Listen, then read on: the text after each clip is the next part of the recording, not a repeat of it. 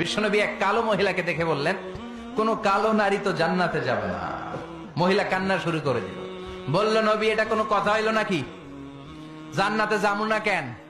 কালা কি আমি হইছি নাকি? কালা আমারে বানাইছে কে? আবার ধলা আমনেরে বানাইছে কে? তিনি বানিয়েছে, তো আমার দোষ কি?